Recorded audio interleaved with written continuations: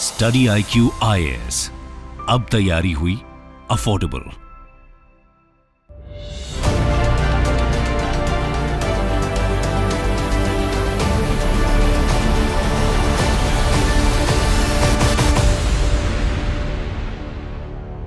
पूरा देश सच जानने के लिए मीडिया की तरफ देखता है और हमारी मीडिया सच को दिखाने से पहले अपने ऊपर बैठे मालिकों को देखा करती है। यह डायलॉग मेरा नहीं है, मैं इतने अच्छे डायलॉग न बोल पाता हूं न लिख पाता हूं।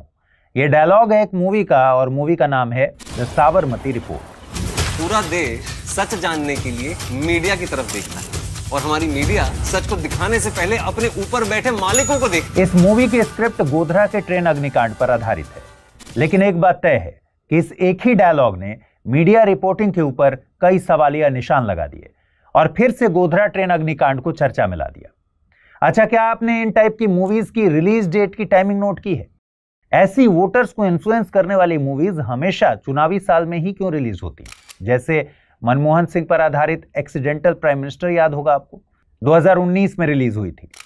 खैर, आज के एपिसोड में हम मूवी की बात नहीं करने वाले, आज बात करेंगे गोधरा अग्निकांड की। देखिए, गोधरा में जो घटना हुई वो बहुत अनफॉर्चुनेट थी, लेकिन हम सबको एक बड़ा सबक सिखा के गई। इस घटना और इसके बाद के इंसिडेंट्स ने देश पर कलंक लगा दिया, देश के सांस्कृतिक ताने बाने की धज्जियां उड़ा दी, हमेशा हमेशा के लिए देश की सियासत को बदल कर रख दिया और भारतीय राजनीति को दो हिस्सों में बांट दिया।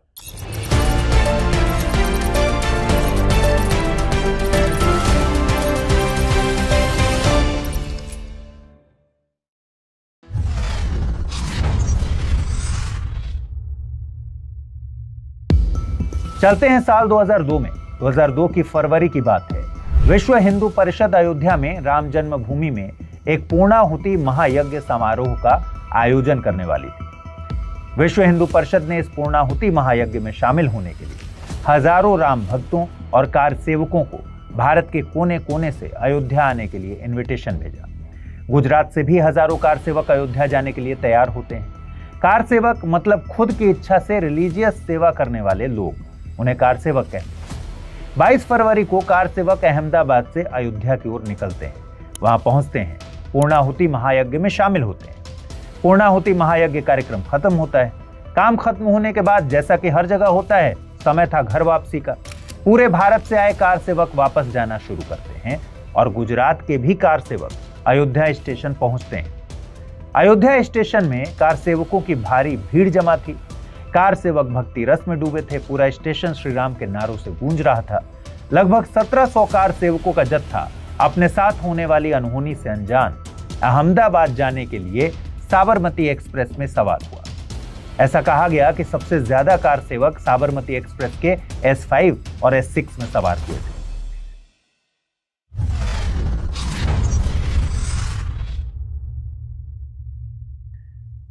ट्रेन निकल पड़ती है अयोध्या से और 27 फरवरी 2002 को अपने राइट टाइम से लगभग 4 घंटे देरी से पहुंचती है गोधरा। गोधरा में वक्त था सुबह के 7:43। ठंड का मौसम था। कई लोग चाय पानी और दूसरी चीजें खरीदने के लिए ट्रेन से नीचे उतरते हैं। इनमें से कई लोगों को क्या पता था कि ये इनकी लाइफ की अंतिम चाय होने वाली है। ट्रेन का सिग्नल ग्रीन हुआ और ट्रेन चल पड़ी।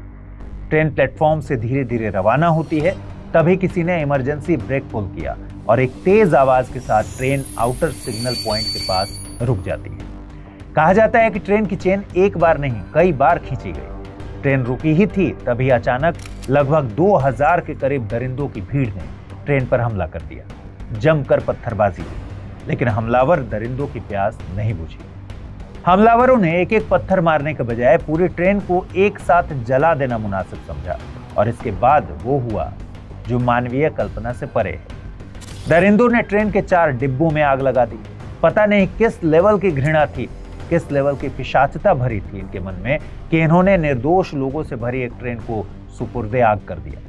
आग इतनी भीषण थी कि कई लोगों को डब्बे से निकालने का मौका तक नहीं मिला। कई लोग जिंदा जलकर मर गए, कुछ लोग तो नींद में ही जलकर मर गए। कहा जाता है कि फायर ब्रिगेड को भी भीड़ के द्वारा आग बुझाने नहीं दिया जा रहा था। ऑफिशियल रिकॉर्ड की बात कर लें तो 27 महिलाओं और 10 बच्चों समेत 59 लोगों की जलकर मौत हो गई और 48 अन्य लोग घायल हो गए। आज भी गोधरा जंक्शन पर साबरमती एक्सप्रेस की जली हुई बोगियां खड़ी हैं। और उनसे 59 निर्दोषों की चीख सुनाई देती है और वो सिर्फ यही सवाल पूछती है कि हमें क्यों जला दिया गया।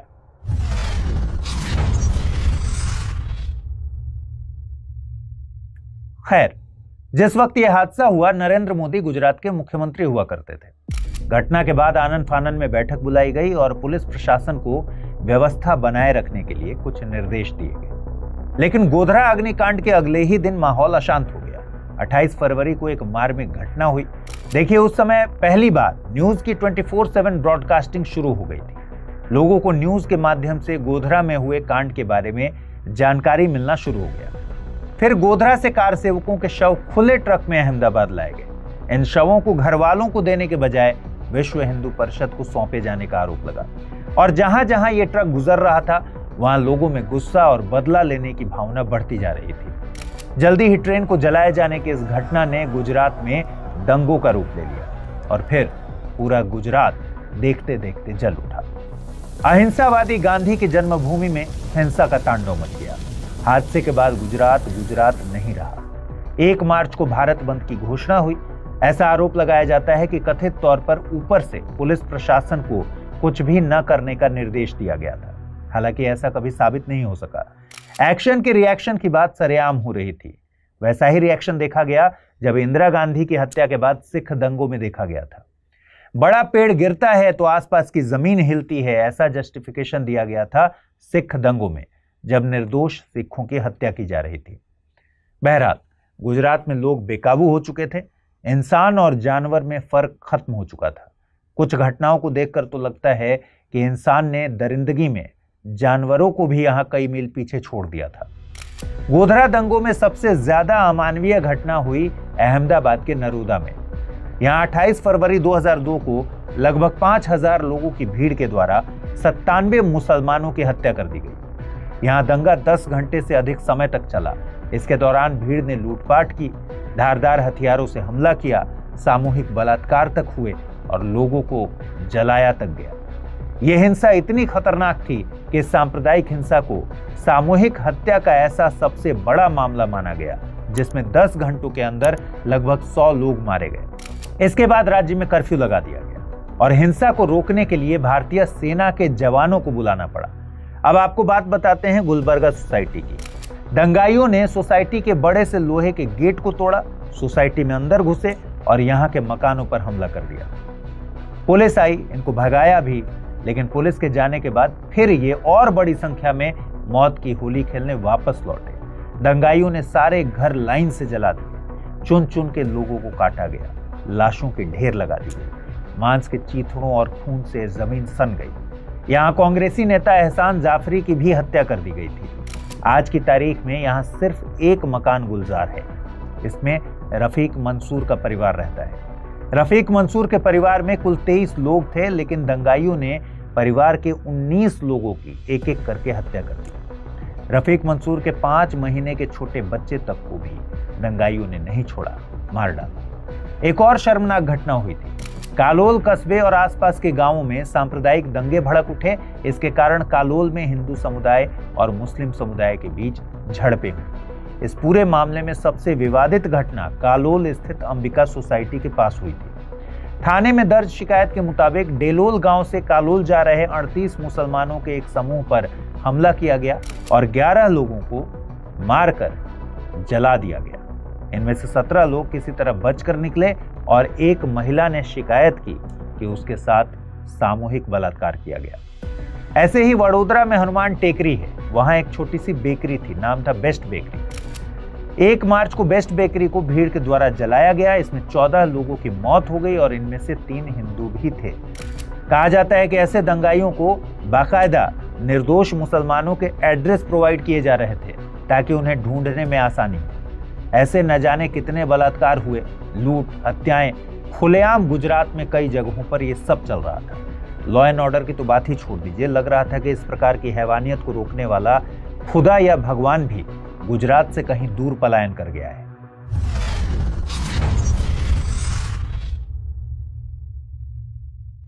गुजरात फॉरेंसिक साइंस लेबोरेटरी की रिपोर्ट कहती है कि आग हमलावरों द्वारा कोच के अंदर से ही लगाई गई थी।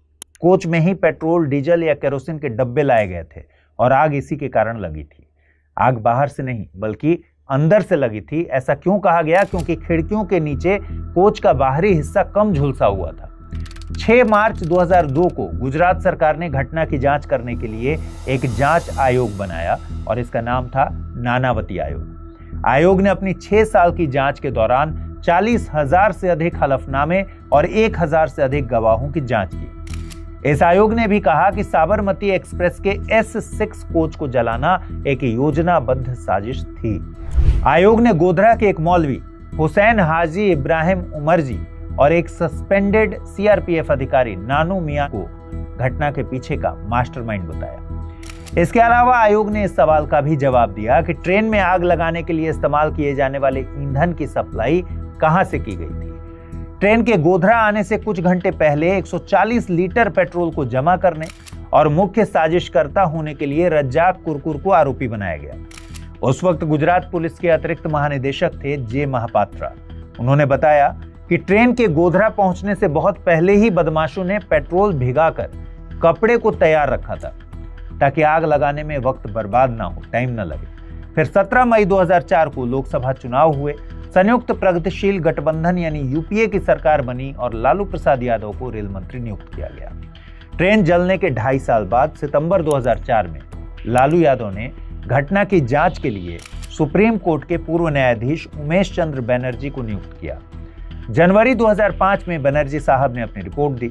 इसमें साफ तौर पर बताया गया कि साबरमती एक्सप्रेस में लगी आग अचानक से हुआ एक हादसा था।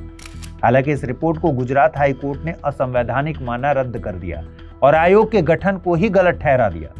लेकिन तत्कालीन रेल मंत्री लालू प्रसाद यादव ने इस रिपोर्ट के ही दम पर कहा कि नरेंद्र मोदी सरकार ने ही गुजरात दंगों का आयोजन किया था। बीजेपी उस समय केंद्र में विपक्ष में थी और उसने कहा कि ये रिपोर्ट इसीलिए लाई जा रही है क्योंकि बिहार में चुनाव होने वाले हैं और UPA इसका फायदा उठाना चाहती है। साबरमती एक्सप्रेस अग्निकांड के पीछे एक और भी एंगल था और वो एंगल था ट्रेन जलाने में पाकिस्तान की एजेंसी ISI का हाथ होना। उस समय सरकार में बैठे हुए जितने भी बड़े नेता थे उन्होंने इस थियरी का समर्थन भी किया। फिर कई सालों बाद एक वीडियो क्लिप वायरल होता है और देश में बहुत बड़ा बवाल मच जाता है। दरअसल तहलका मैगजीन ने एक स्टिंग ऑपरेशन किया। इस वीडियो में BJP, VHP और बजरंग दल के कई लोग मानते हैं कि दंगों में उनकी भूमिका थी और ऊपर से उनको समर्थन मिल रहा था। ये वीडियो आप चाहें तो YouTube पर देख सकते हैं। तहलका मैगजीन के इस स्टिंग ऑपरेशन में बहुत सी कंट्रोवर्शियल चीजें सामने आई। इसमें लोगों ने यहां तक कहा कि नानावती आयोग कॉम्प्रोमाइज्ड है और वो केवल एक ही पक्ष की बात सुनेगा।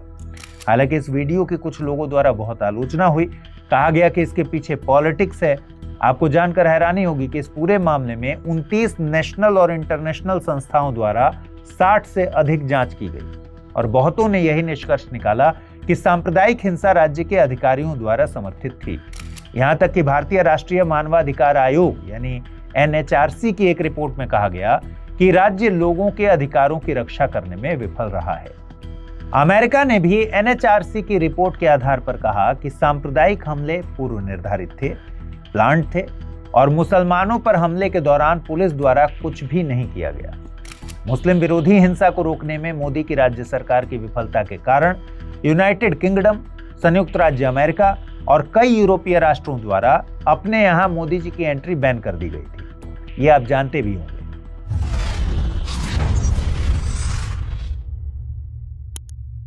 28 फरवरी 2002 तक साबरमती एक्सप्रेस अग्निकांड के लिए आगजनी, दंगे और लूटपाट के आरोप में 51 लोगों को गिरफ्तार किया गया। 17 मार्च 2002 को मुख्य संदिग्ध हाजी बिलाल को गोधरा में आतंकवाद विरोधी दस्ते ने पकड़ लिया था। गोधरा नगर पालिका के अध्यक्ष मोहम्मद हुसैन कलोटा को मार्च में गिरफ्तार किया गया। SIT ने प्रथम श्रेणी रेलवे मजिस्ट्रेट के समक्ष 500 से अधिक पृष्ठों की चार्जशीट दायर की। इसमें कहा गया कि साबरमती एक्सप्रेस के S6 कोच में 59 लोग मारे गए थे और गोधरा के पास लगभग 1540 अज्ञात लोगों की भीड़ ने हमला किया था। चार्जशीट में यह भी कहा गया है कि भीड़ ने पुलिस पर हमला किया, फायर ब्रिगेड को जलती हुई ट्रेन के पास जाने से रोका गया और दूसरी बार ट्रेन पर वापस हमला किया। लगभग 10 साल बाद फरवरी 2011 में इस केस में ट्रायल कोर्ट ने 31 लोगों को दोषी ठहराया और 63 अन्य लोगों को बरी कर दिया। ट्रायल कोर्ट ने यह माना कि घटना एक सुनियोजित साजिश थी। मौलवी सईद उमर जी को एसआईटी ने मुख्य साजिशकर्ता माना था, लेकिन सबूतों के अभाव में 62 अन्य आरोपियों के साथ उमर जी को भी बरी कर दिया गया। इस मामले में 11 दोषियों को मौत की सजा हुई और बाद में अक्टूबर 2017 में गुजरात उच्च न्यायालय ने इन 11 दोषियों की मौत की सजा को आजीवन कारावास में तब्दील कर दिया। नरेंद्र मोदी को भी सुप्रीम कोर्ट के द्वारा क्लीन चिट दे दी।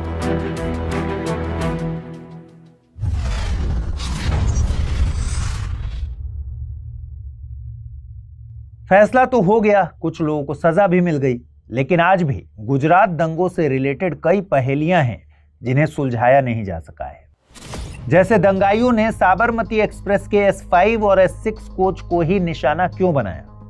क्या 1992 में हुए बाबरी मस्जिद विध्वंस का और 2002 के कार सेवकों से भरी साबरमती एक्सप्रेस को जलाने में कोई संबंध है? क्या ट्रेन को इसीलिए जलाया गया क्योंकि 1992 में कार सेवकों की भूमिका अयोध्या में विवादित ढांचा को गिराने में थी? क्या इसका बदला लिया गया, और ये बदला अगर लिया गया तो आखिर कब तक लिया जाएगा? क्या गोधरा से एक स्टेशन पहले स्थानीय चाय वालों और वेंडर्स से कार सेवकों के बीच हुई लड़ाई का इस अग्निकांड से कोई लिंक है? गोधरा से कुछ दूर जब 2000 उन्मादियों की भीड़ जमा हो रही थी, पेट्रोल में कपड़े भिगोकर आग लगाने की तैयारियां हो रही थी, तब पुलिस और प्रशासन किसी को भी कुछ क्यों नहीं पता चला? और बाद में जब दंगे हुए तब दंगाइयों को तलवार, हथियार, बम आदि की सप्लाई कहां से हुई? ये सप्लाई कौन कर रहा था?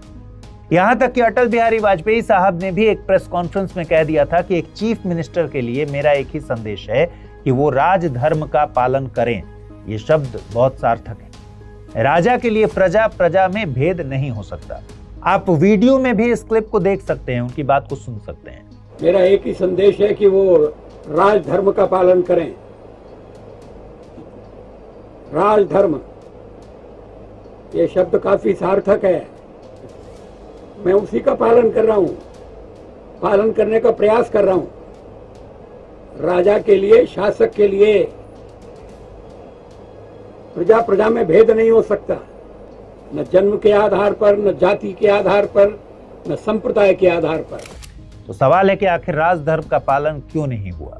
क्या इस संदेश को एक नसीहत से ज्यादा आरोप के तौर पर देखना चाहिए?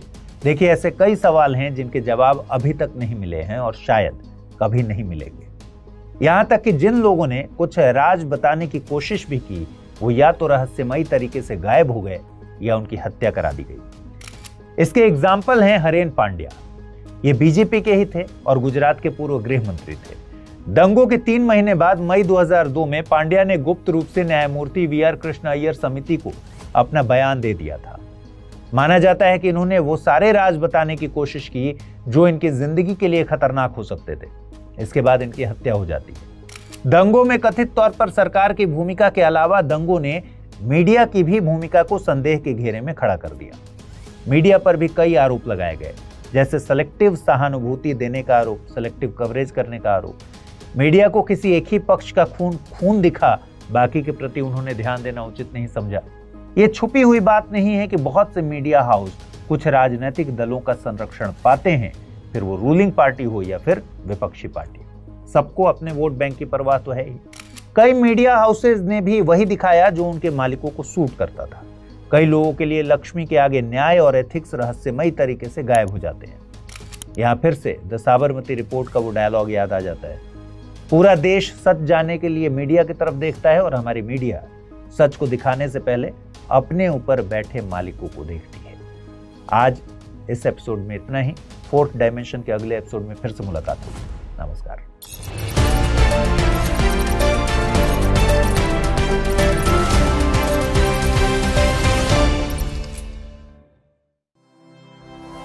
स्टडी IQ IAS अब तैयारी हुई अफोर्डेबल।